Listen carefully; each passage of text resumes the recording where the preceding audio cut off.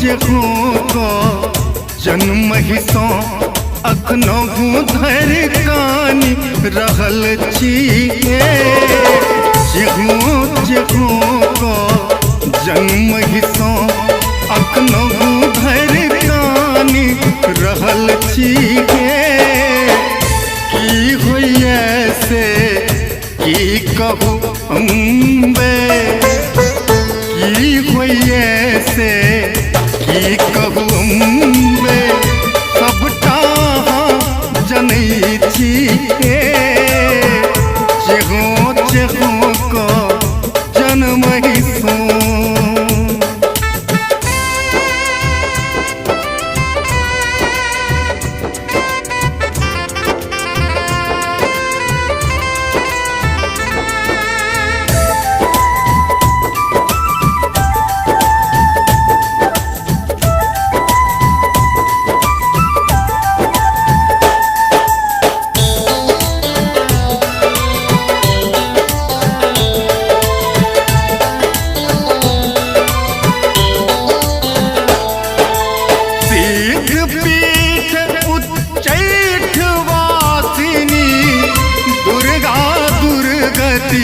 दूर करू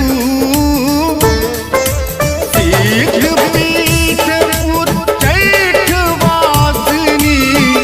दुर्गा दुर्गति दूर करू आस आगी पर अछि जगतारिणी मनोकामना पूर्ण करू कतेक अपन हम गाबि सुनायब कतेक अपन हम गाबि सुनायब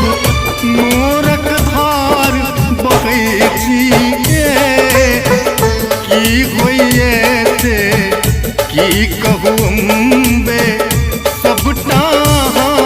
जनै छिए जेहो को जन्म हिसो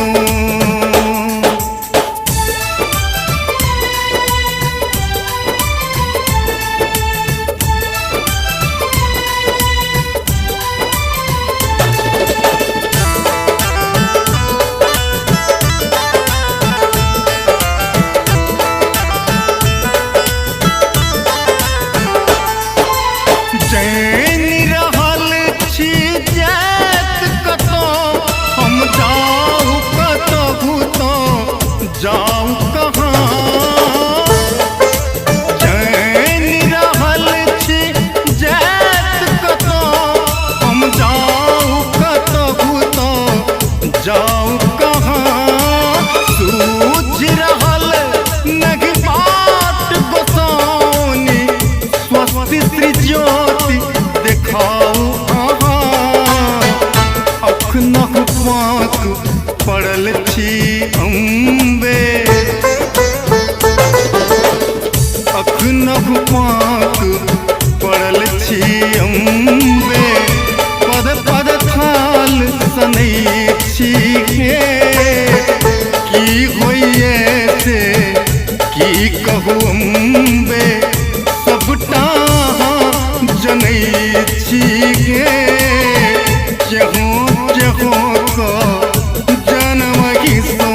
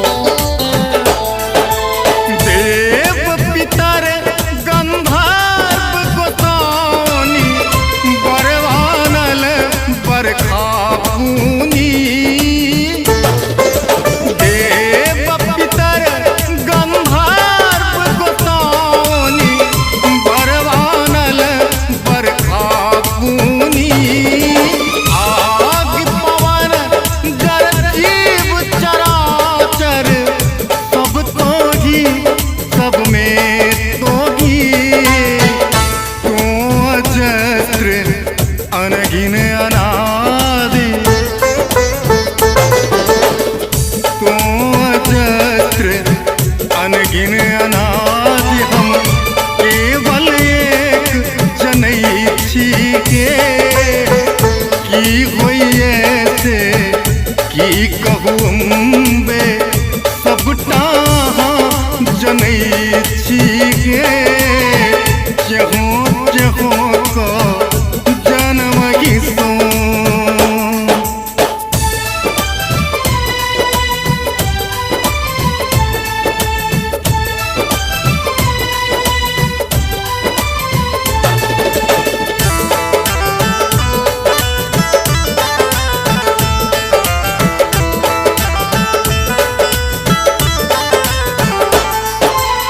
चिंता तो अचनीन बेला गेल रात बीते अरधनिया में चिंता तो अचनीन बेला गेल रात बीते अरधनिया में भोर उठै छी नाम तोहर ले